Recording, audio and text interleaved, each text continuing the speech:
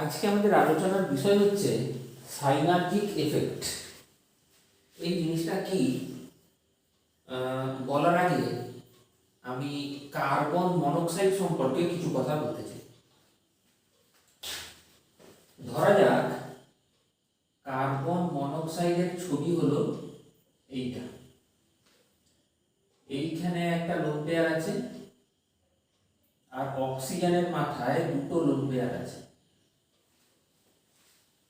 তো এর একটা রেজোনেটিং স্ট্রাকচার হয়, সেটা হলো এই যে এই লোন পেয়ারটা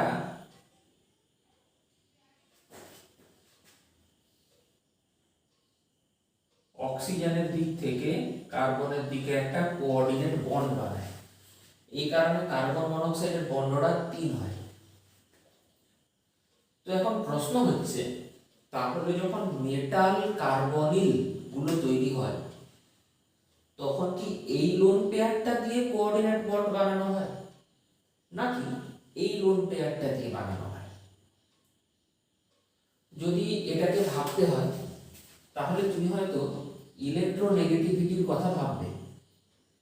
ইলেকট্রোনেগেটিভিটি অনুসারে কার্বনেরটা হচ্ছে অক্সিজেন বেশি ইলেকট্রোনেগেটিভ, তাহলে অক্সিজেনের মাথায় ডেল মাইনাস থাকবে আর কার্বনের মাথায় ডেল প্লাস থাকবে। তাহলে এই লোন পেয়ারটা বন্ডিং এ ইউজড হবে। কিন্তু এটা খুব বড় ভুল এবং মিথ্যা। তার কারণ হচ্ছে যেমন অক্সিজেনের ইলেকট্রোনেগেটিভিটি বেশি, তেমনি আবার এই কোঅর্ডিনেট বন্ডটার জন্য ইলেকট্রনের ফ্লো কার্বনের দিকেও চলে আসছে এবং এটাই এই দ্বিতীয় ঘটনাটার পাল্লাটাই ভাবি, কারণ এটা কমপ্লিট ডিসপ্লেসমেন্ট হচ্ছে ইলেকট্রনের। তাহলে এই লোন পেয়ারটা দিয়েই বন্ডিং হবে এবং শুধু তাই নয়, ডাইপোল মোমেন্টের কথা আমি যদি ভাবি তাহলে কিন্তু কার্বন থেকে অক্সিজেনের দিকে অক্সিজেন থেকে কার্বনের দিকে ডাইপোল মোমেন্টের ডিরেকশন থাকে, অর্থাৎ এখানে নেগেটিভটা কিন্তু কার্বনের মাথায় থাকে। তো যাই হোক, সাইনার্জিক এফেক্ট ব্যাপারটা মেটাল কার্বনিল গুলোর ক্ষেত্রে জেনারেলি হয়। আমি একটা মেটালের ছবি আঁকছি। এইগুলো ধরা যাক মেটালের ভ্যাকেন্ট ডি অরবিটাল। এইগুলো vacant D orbital of central metal atom বা আয়ন।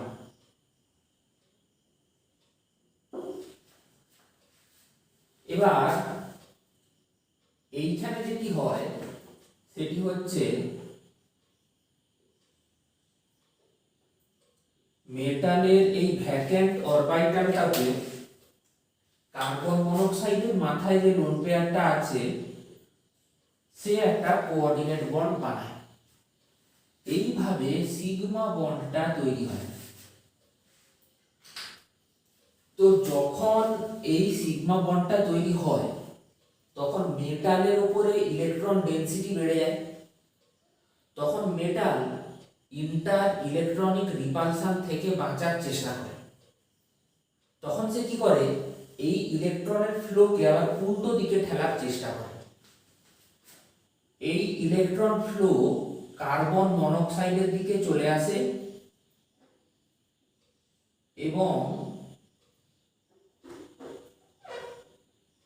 কার্বন মনোক্সাইডের anti bonding pi anti bonding অরবিটালে,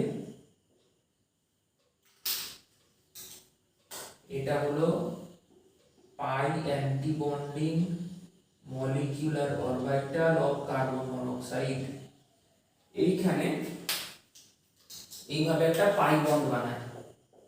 আবার এর ফলে কার্বন মনোক্সাইডের মাথার উপরে ইলেকট্রন ডেনসিটি বেড়ে যায়। তখন সে এই ইলেকট্রনটাকে আবার এদিকে ঠেলার চেষ্টা করে।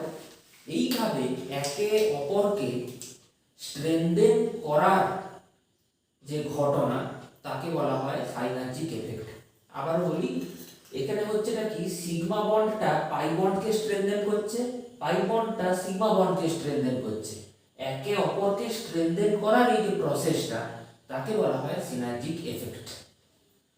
তো তোমাকে যদি তাহলে এখানে একটা ছোট্ট প্রবলেম দেওয়া হয়, প্রবলেমটা হলো compare CO bond length in VCO whole 6 minus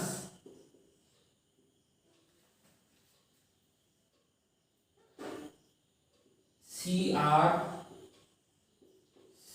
whole 6 এবং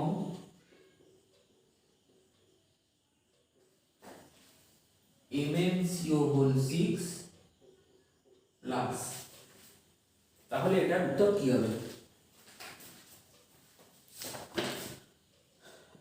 তো এখানে তোমাকে কি ভাবতে হবে,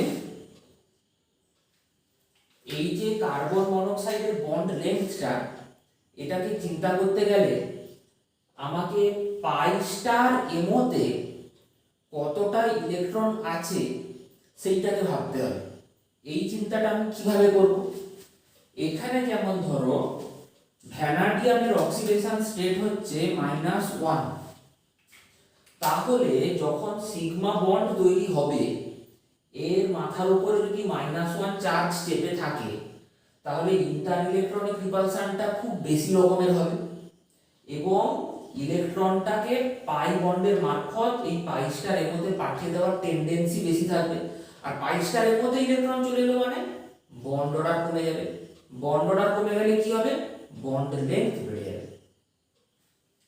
ক্রোমিয়ামের অবস্থাটা মাঝামাঝি আর ম্যাঙ্গানিজের +1 মানে এটা ধরো এখানে এর মাথায় +1 যদি থাকে, এই সিগমা বন্ডের মারফত যদি ইলেকট্রন পায়, তাহলে তো এখানে ইন্টার ইলেকট্রনিক রিপালশনটা -1 অক্সিডেশন স্টেটের মতন হবে না।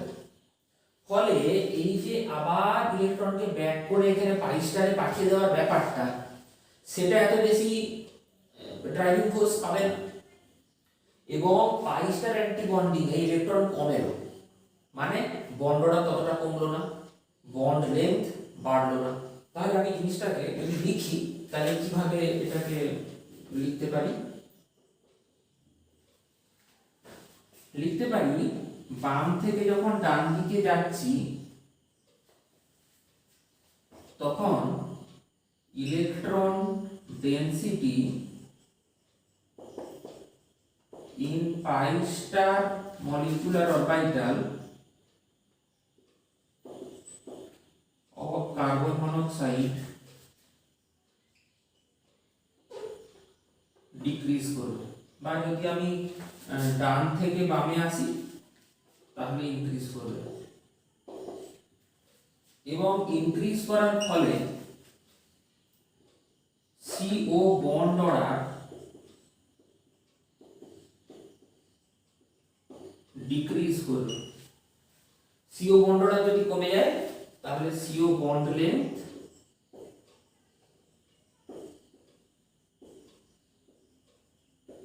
ইনক্রিজ করবে, অর্থাৎ CO বন্ড লেন্থ এই ক্ষেত্রে সবচেয়ে বেশি আর এই ক্ষেত্রে বন্ড লেন্থ সবচেয়ে কম। আচ্ছা, এখানে কিন্তু তুমি এটা কখনোই ভাববে না যে আমি মেটালের সাথে কার্বনের বন্ড লেন্থের কথা বলছি, তা না। এখানে কার্বন আর অক্সিজেনের মধ্যে বন্ড লেন্থের কথা বলা হয়েছে।